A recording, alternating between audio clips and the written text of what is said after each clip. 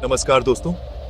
आज मैं आपको एक भटकती आत्मा की कहानी बताने जा रहा हूं। चलिए शुरू करते हैं।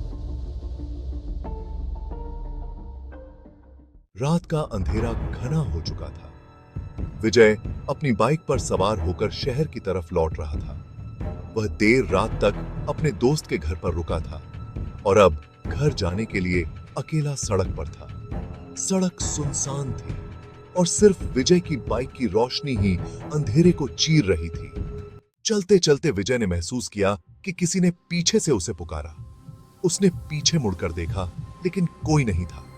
उसने इसे नजरअंदाज कर दिया और अपनी बाइक की रफ्तार बढ़ा दी। कुछ मिनट बाद फिर से वही आवाज आई, इस बार और भी पास से, विजय। विजय चौंक गया।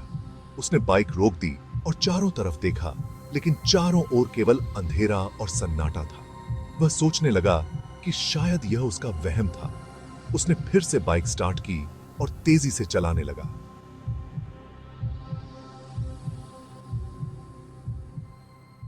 लेकिन कुछ दूरी पर जाने के बाद उसने सड़क के किनारे एक महिला को खड़े देखा। वह सफेद साड़ी पहने हुई थी और उसके बाल खुले हुए थे। विजय को थोड़ा अजीब लगा कि इतनी रात में कोई महिला यहां कैसे हो सकती है, लेकिन उसके चेहरे पर एक अजीब सा आकर्षण था जिसने विजय को अपनी ओर खींच लिया। विजय ने बाइक रोकी और महिला के पास जाकर पूछा, आप यहां इस वक्त क्या कर रही हैं? आपको कहीं जाना है?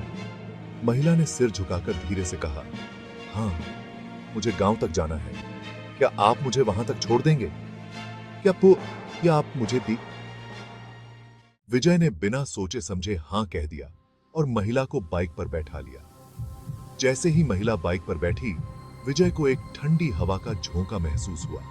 उसने ध्यान नहीं दिया और बाइक चलाने लगा। कुछ मिनट बाद उसने महसूस किया कि महिला ने उसके कंधे पर हाथ रखा है, लेकिन वह हाथ बहुत ठंडा था, जैसे बर्फ की तरह। विजय को डर लगने लगा। उसने धीरे से पीछे मुड़कर देखा और उसके होश उड़ गए। वह महिला नहीं, बल्कि एक कंकाल जैसा चेहरा था, जिसकी आंखें गहरी काली थीं और वह मुस्कुरा रही थी। ईशी की। विजय ने घबराकर बाइक रोक दी और चिल्लाते हुए बाइक से कूद गया। वह महिला, जो अब भूतनी बन चुकी थी, विजय की ओर बढ़ी और बोली, तुमने मुझे क्यों छोड़ा?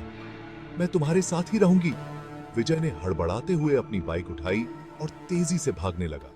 पीछे मुड़कर देखा तो वह भूतनी हवा में गायब हो चुकी थी, लेकिन विजय जानता था कि वह भूतनी उसे कभी नहीं छोड़ेगी। आज भी हर रात विजय को वही आवाज सुनाई देती है, विजय,